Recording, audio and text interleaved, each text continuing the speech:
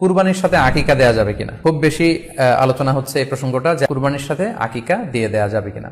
এক্ষেত্রে আমরা উত্তরে বলবো যে কুরবানি এবং আকিকা আপনাদের খেয়াল রাখতে হবে যে দুটি ইবাদত। প্রথম কথা হচ্ছে ইবাদত ভিন্ন দুটি ইবাদত। কারণ কুরবানি এটা বছরের একটা নির্ধারিত সময়, জিলহজের 10 তারিখে, এবং তারপরে আরো 2 দিন বা 3 দিন, এই সময়গুলোতে আপনি কুরবানি করতে পারবেন। তাহলে এটা হজের মৌসুমে জিলহজ মাসে করতে হয় কুরবানি। কিন্তু আকিকা কিন্তু এরকম না, আকিকাটা যে কোনো মাসে হতে পারে। আকিকাটা হচ্ছে নবজাতক সন্তানের ভূমিষ্ঠ হওয়ার পরে শুকরিয়া স্বরূপ আল্লাহর কাছে যে কুরবানিটা করতে হয় সেটাকে আমরা বলি আকিকা। হাদিসে এসেছে আকিকা।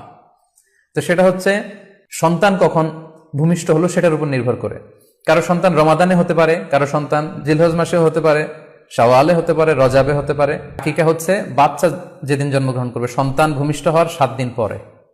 তাহলে ভিন্ন দুইটা ইবাদত, দুই সময়ের ইবাদত। নাম্বার 2, আকিকার ক্ষেত্রে আল্লাহ রাসূল সাল্লাল্লাহু আলাইহি ওয়াসাল্লাম বলেছে আনিল গুলামি শাতান ওয়া আনিল জারিয়াতি শাত, অর্থাৎ ছেলে হলে 2টি ছাগল দিয়ে আকিকা করো, এবং যদি মেয়ে হয় তাহলে 1টি ছাগল দিয়ে আকিকা করো। তো সেক্ষেত্রে কুরবানিতে কিন্তু এরকম বিধান নেই। কুরবানিতে কিন্তু 1টি ছাগল দিয়ে আপনি কুরবানি করলে কুরবানি হয়ে যাচ্ছে, সেখানে 2টি ছাগল দেওয়া লাগবে এমন কোনো কথা নেই। তো এভাবে আমরা বুঝতে পারতেছি, খুবই স্পষ্টত কমন সেন্স খাটালেও আমরা বুঝতে পারতেছি, এবং আল্লাহ রাসূল সাল্লাল্লাহু আলাইহি ওয়াসাল্লামের ভাষ্যগুলো অনুসারে আমরা বুঝতে পারছি দুই ধরনের ইবাদত। যদিও এই 2 ইবাদতে কিছুটা মিল আছে, কিন্তু দুই সময়ের ইবাদত, আলাদা দুটি উপলক্ষ, 2টার আলাদা নির্ধারিত সময় রয়েছে। যেমন আকিকার ক্ষেত্রে সুন্নাহ হচ্ছে বাচ্চা যেদিন জন্মগ্রহণ করবে তার 7ম দিন শেষে 7 দিন পরে আপনি আকিকা করবেন। আল্লাহ রাসূল সাল্লাল্লাহু আলাইহি ওয়াসাল্লাম বলেছেন কুল্লু গুলামিন মুরতাহানুন বিআকিকাতিহি তুযবাহু আনহু ইয়াওমা সাবিহি, প্রত্যেক সন্তানের আকিকা দিতে হয় তার 7ম দিনে, ওয়া ইউহলাকু ওয়া ইউসাম্মা, এবং 7ম দিনে মাথার চুল ফেলে দিতে হয়, তার সুন্দর একটি নাম রাখতে হয়। তাহলে আকিকার বিধান হচ্ছে সম্মানিত শুধু সন্তান জন্মগ্রহণ করার 7 দিন পরে। আমরা বুঝতে পারলাম আল্লাহ রাসূল সাল্লাল্লাহু আলাইহি ওয়াসাল্লামের ভাষ্য অনুযায়ী, কথা অনুযায়ী, কওল অনুযায়ী। এবার যদি আমরা আল্লাহ রাসূল সাল্লাল্লাহু আলাইহি ওয়াসাল্লামের আমল দেখি, ওনার ব্যক্তিগত আমল কি ছিল, সেক্ষেত্রে আমরা সহিহ ইবনে হিব্বানের একটি হাদিস উল্লেখ করব, যেটিকে ইবনে হাজার আল আসকালানী উনি ওনার ফাথুল বারিতে সহিহ হিসেবে উল্লেখ করেছেন। আয়েশা রাদিয়াল্লাহু তাআলা আনহার বর্ণনা, তিনি বলেন যে আক্কা রাসূলুল্লাহ সাল্লাল্লাহু আলাইহি ওয়াসাল্লাম আনিল হাসানি ওয়াল হুসাইনি ইয়াউমা সাবিঈ ওয়া সাম্মাহুমা।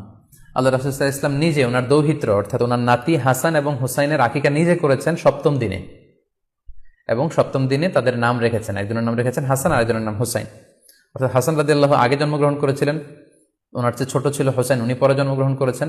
তো ওনাদের জন্মের পরে 7 দিন পরে আল্লাহ রাসূল সাল্লাল্লাহু আলাইহি ওয়াসাল্লাম ওনাদের আকিকা দিয়েছিলেন, এবং 7ম দিনে উনি আকিকাও দিয়েছেন এবং তাদের নামও রেখেছেন।